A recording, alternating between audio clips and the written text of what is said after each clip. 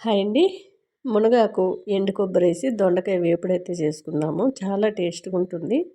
మునగాకు ఎప్పుడూ కూడా మీరు నీడలో ఆరబెట్టుకొని ఒక బాక్స్‌లో స్టోర్ చేసుకుంటే ఇలా వేసుకోవడానికి పనికొస్తుంది. లేదంటే పొడి చేసుకొని కూడా మనం కర్రీస్‌లో, ఫ్రైలో వేసుకుంటే చాలా టేస్ట్‌గా ఉంటుంది. ఆరోగ్యానికి కూడా చాలా మంచిది.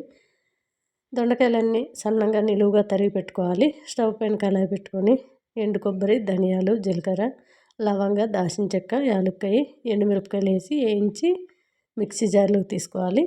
అదే కళాయిలో కొద్దిగా ఆయిల్ వేసుకొని ఆవాలు, జీలకర్ర, శనగపప్పు, మినపప్పు, సన్నంగా తరిగి పెట్టుకున్న ఉల్లిపాయ ముక్కలు, కొద్దిగా కరివేపాకు,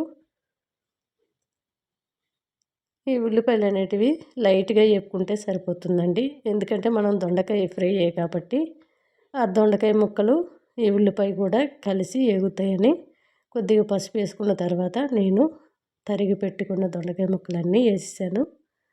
బాగా కలిపేసి రాక్ సాల్ట్ కొద్దిగా వేసుకుంటున్నాను. సాల్ట్ వేసిన వల్ల త్వరగా మెత్తబడి త్వరగా ఎగుతాయి. మూత పెట్టుకుంటూ మధ్య మధ్యలో కలుపుతూ వేపుకోవాలి.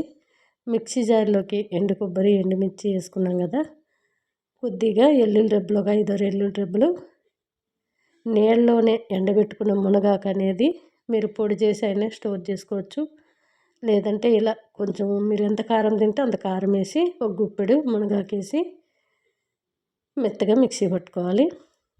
ఇదే పొడి మనం కొంచెం నిమ్మరసం పిండుకొని కూడా రైస్లో కలుపుకొని తినొచ్చు. చాలా టేస్ట్గా ఉంటుంది. వేడివేడి అన్నంలో కొంచెం నెయ్యి వేసుకొని నిమ్మరసం పిండుకుంటే చాలా బాగుంటుంది. లేదంటే ఇలా మిక్సీ పట్టినప్పుడే కొద్దిగా చింతపండు వేసినా బాగుంటుంది.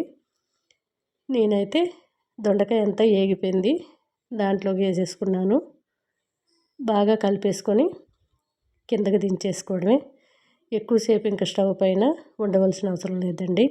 ఎందుకంటే మనం ఫస్ట్ ఏపి మిక్సీ పట్టుకున్నాం కాబట్టి, వేయించి మిక్సీ పొడి చేసుకున్నాం కాబట్టి మునగాకు అనేది మనం నీళ్ళలోనే ఆరబెట్టుకున్నాం, అది ఆగవలసిన పని లేదు.